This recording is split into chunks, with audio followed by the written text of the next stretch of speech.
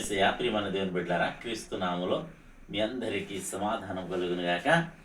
ఆమేన్. ప్రతి దినము దేవుని వాగ్దానం అని ఆత్మీయ చక్కటి కార్యక్రమంలో మిమ్మల్ని ప్రేమపూర్వకంగా ఆహ్వానిస్తున్నాను. దేవుని బిడ్డలారా, ఎలా ఉన్నారు? బాగున్నారా? ఉదయాన్నే లేచారా? ప్రార్థన చేసుకున్నారా? కాసేపైనా దేవుని వాక్యాన్ని చదువుకున్నారా? ప్రభు మాట్లాడారా?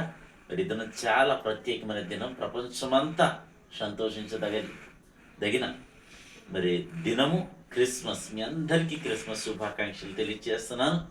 మరి ఎలా ఉన్నారు? బాగున్నారు కదా? ప్రతి ఒక్కరూ క్రిస్మస్లో పాలు పంపులు పొందాలని, ఎక్కడెక్కడైతే క్రిస్మస్ ఆరాధన జరుగుతున్నాయో మీరందరూ పాలు పంపులు పొందాలని మీకు తెలియజేస్తూ ప్రతి దినము దేవుని వాగ్దానం అని ఆత్మీయ చక్కటి కార్యక్రమంలో వాగ్దానం చదువుతున్నాను.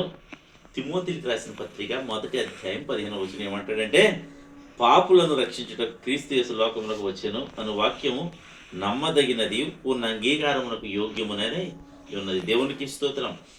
చక్కటి వాగ్దానం ద్వారా ప్రభు మాట్లాడతాడు. ఏమట, ఏం జరిగిందట అంటే, మరి యేసు ప్రభు ఎందుకు వచ్చారని మరి ఈ వాగ్దానం మనకు సెలవిస్తూ ఉంది.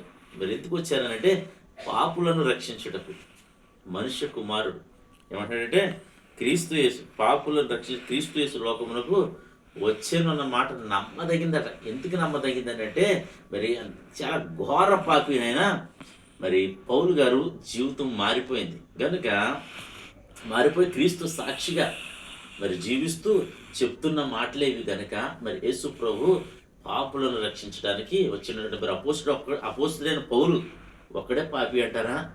మనలో పాపం లేదంటారా? మన చూపు ద్వారా పాపం లేదంటారా? మాటల ద్వారా పాపం లేదంటారా?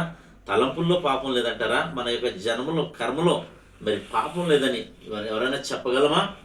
అయితే నీకు శుభవార్త, మనలో మరి పాపం ఉంది కనుక పాపులమైన మనలను రక్షించడానికి క్రీస్తు యేసు లోకానికి వచ్చాడు కనుక, మరి వచ్చి రావటమే కాదు, ఆయన మనల్ని ఎంతో ప్రేమించి మన కోసం తన ప్రాణాన్ని పెట్టాడు కనుక ప్రతి ఒక్కరూ ఈ ప్రేమను రుచి చూడండి, మరి యేసు క్రీస్తుని వెంబడించండి అని మీకు తెలియచేస్తూ దేవుడి మాటలు దీవించును కనుక ఆమె ప్రార్థన చేసుకుందాం.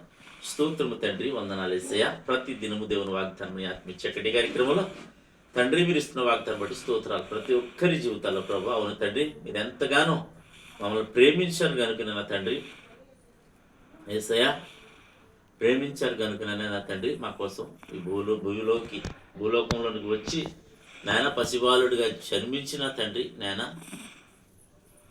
మా అందరి నిమిత్తం నువ్వు ప్రాణం పెట్టి నా తండ్రి మమ్మల్ని పాప విమోచనగా పాపం నుండి రక్షించావని మేము నమ్ముతున్నాము తండ్రి. రక్షించడానికి వచ్చిన యేసు ప్రతి ప్రజల్ని మీరు రక్షించుకోమని ప్రార్థిస్తున్నాం, దీవించమని ప్రార్థిస్తున్నాం. రోగులు ఎవరైనా ఉంటే స్వస్థపరచమని ప్రార్థన.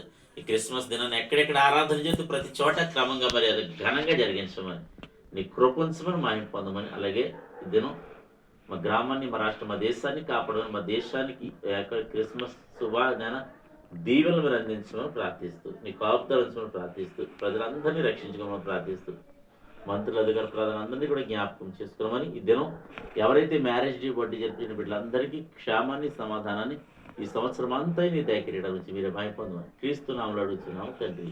ఆమేన్. నేను నమ్ముతున్నాను. 10 మంది అనుకుంటారా? ప్రభు మనందరితో మాట్లాడి మన బలపరిచిన విధానం బట్టి ఆయన స్తుతించండి, కనపరచండి. మరి అలాగే ఈ దినం ఎవరైతే మ్యారేజ్ బట్టి చెప్పి మీ అందరికీ క్రీస్తు నామములో నాకు శుభాలు తెలియజేస్తూ మరొకసారి క్రిస్మస్ శుభాకాంక్షలు తెలియజేస్తూ దేవుడి నిన్ను కుటుంబాన్ని దీవించును గాక. ఆమేన్.